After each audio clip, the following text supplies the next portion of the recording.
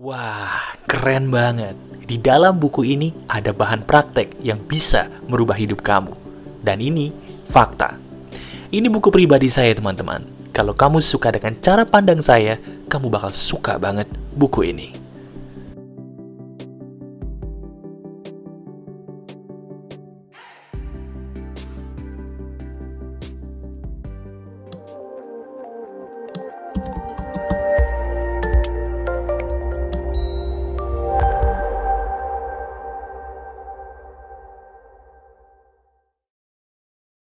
Halo teman-teman, ada saya kembali Aryan Surya, sahabat baik kamu dari Pagar Kehidupan di podcast pagi.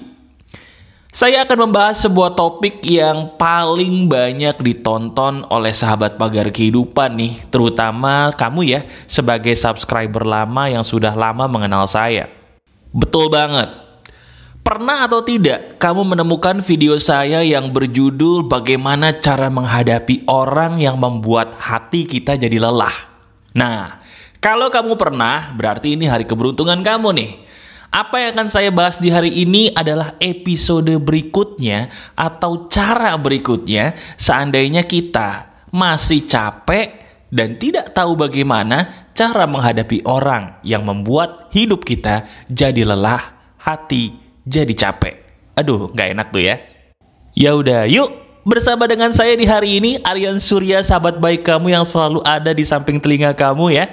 Gimana kalau kita bahas pelan-pelan, gimana sih caranya menghadapi orang yang kerap kali membuat hati kita, hidup kita jadi lelah. Ini menarik nih.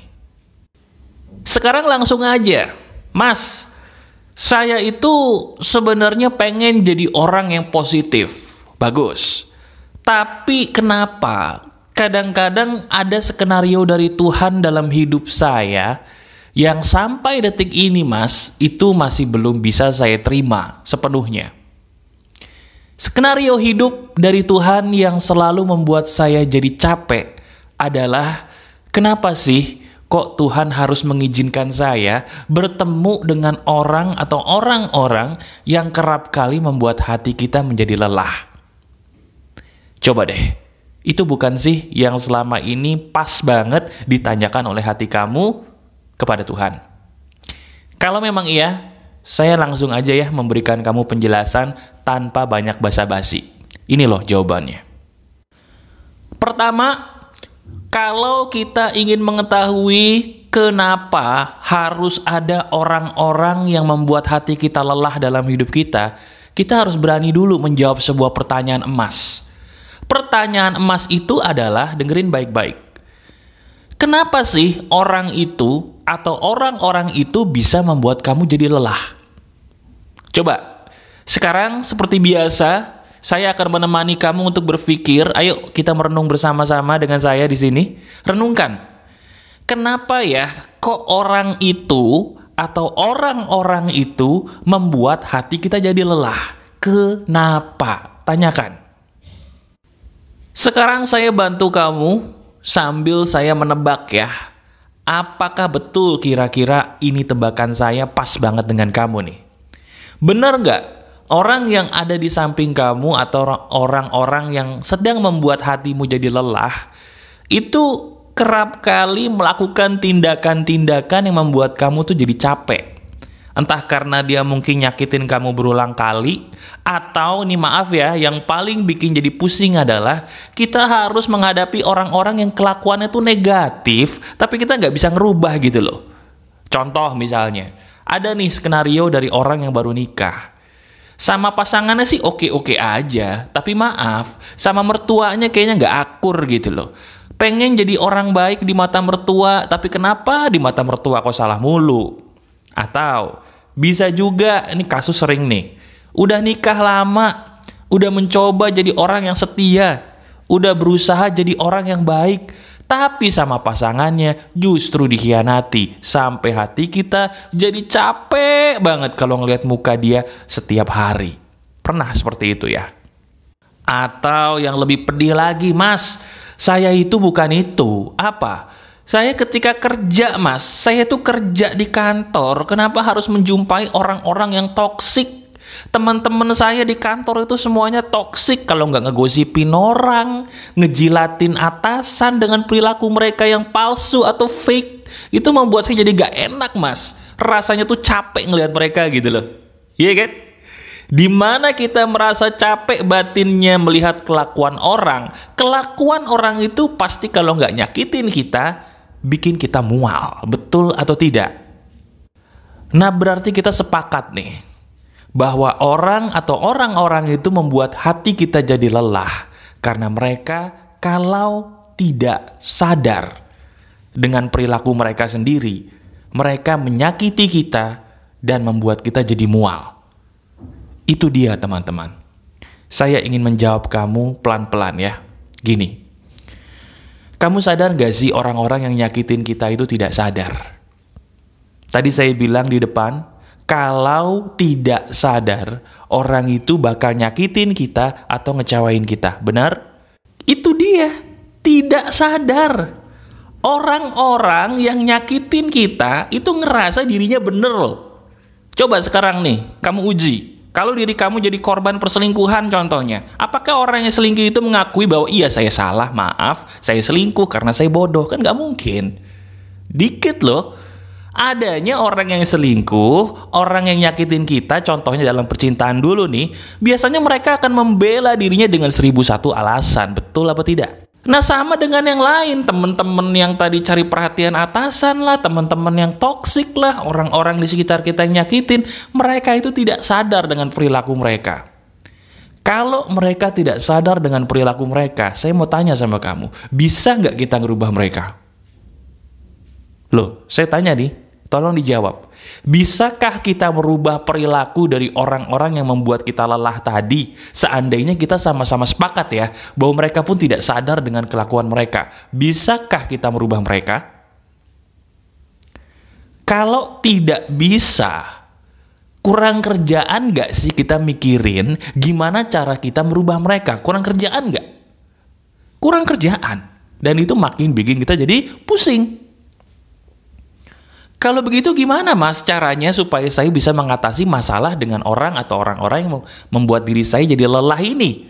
Jawabannya, stop berpikir untuk merubah mereka dulu. Itu dulu nomor 1. Sadar atau tidak, kita tuh jadi capek menghadapi mereka karena kita berpikir kita bisa merubah mereka atau dia. Betul? Kita berpikir bisa merubah anak kita berpikir bisa merubah orang tua kita berpikir bisa merubah mertua kita, teman-teman kantor kita, lingkungan kerja kita, atasan kita. Capek, berhenti. Iya kan? Kita ini jadi capek nomor 1 karena kita berpikir saya bisa merubah dia. Stop dulu. Langkah nomor 1 supaya capek kita berkurang atau bahkan hilang, stop berpikir bahwa saya bisa merubah dia, saya bisa merubah mereka. Stop dan berhenti. Kalau begitu mas, oke, sekarang saya setuju deh mas, bahwa kita tidak bisa merubah dia atau mereka, saya sepakat. Kalau gitu mas, solusinya gimana? Solusinya adalah beranikan dirimu untuk tegas dengan hidupmu sendiri. Saya ulangi ya, beranikan dirimu untuk tegas dengan hidupmu sendiri. Maksud saya, lihat diri kamu nih selama ini udah beneran capek atau kurang capek sih? Coba, lihat, renungin deh. Lihat diri kamu sekarang.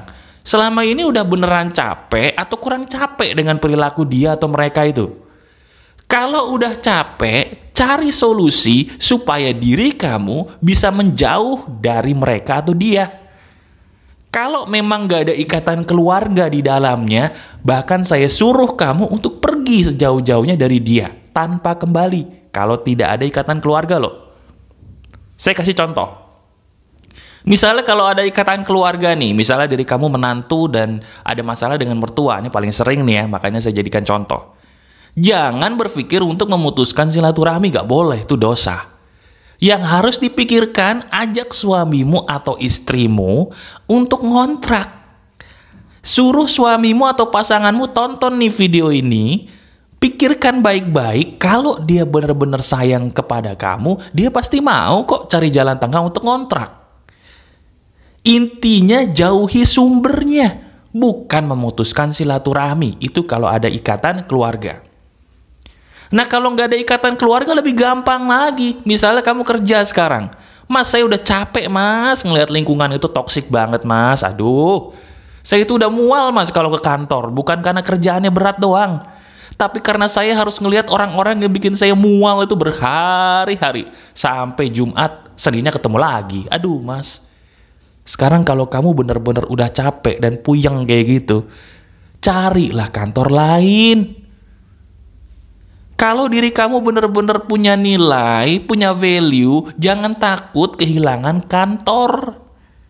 Masalahnya kamu ini benar-benar bernilai atau tidak bernilai tapi merasa bernilai sih. Kalau diri kamu benar-benar bernilai, orangnya jujur contohnya. Orangnya kalau kerja sesuatu tuh disiplin contohnya. Banyak loh tempat yang mau pakai kamu, gak usah takut. Coba mulai sekarang cari kantor baru. Pindah pelan-pelan, pindah baik-baik. Bisa kan? Harus bisa kalau kamu udah beneran capek.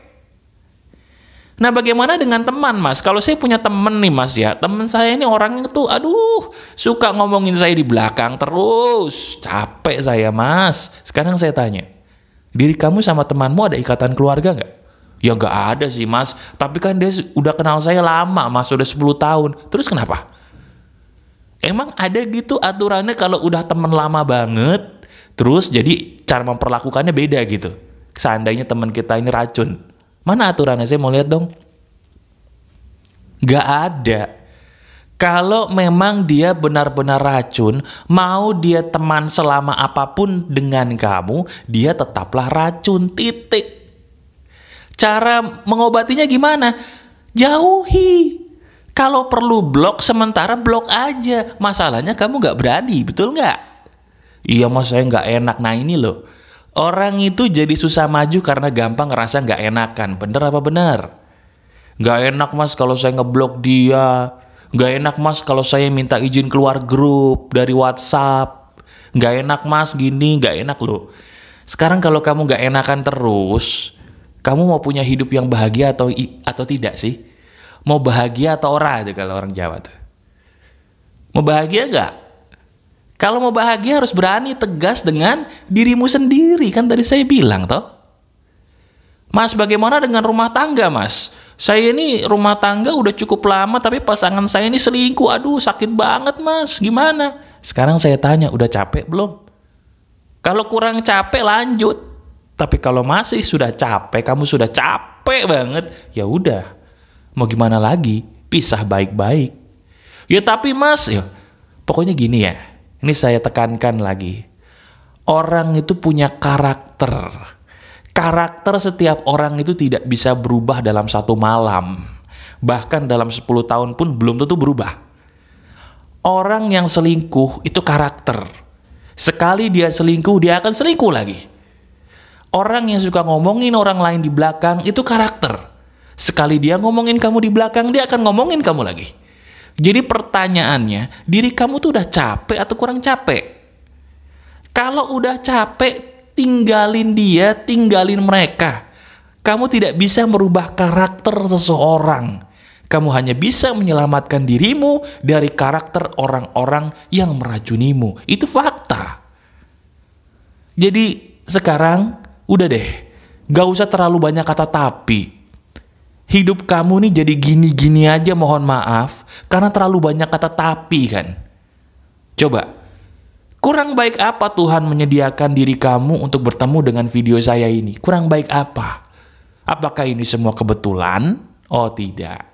Tidak ada yang kebetulan dalam hidup ini. Semua sudah direncanakan. Tuhan itu baik. Jadikan video ini sebagai penyemangat kamu untuk membuka lembaran baru. Hei, kamu dan saya sama-sama manusia biasa. Saya pernah kok berada di posisi kamu. Emang awalnya susah sih, tapi sekali kita berani tegas dengan hidup kita sendiri, hidup kita yang selamat. Bukan hidup saya, tapi hidup kamu. Sekarang yuk, beranikan diri kamu untuk melangkah ke langkah hidup yang jauh lebih baik buat kamu ya. Kamu berhak bahagia. Oke? Tiada saya, Aryan Surya, sahabat baik kamu selalu dari Pagar Kehidupan. Tetap keep the spirit, keep sharing, and keep loving. Bye-bye.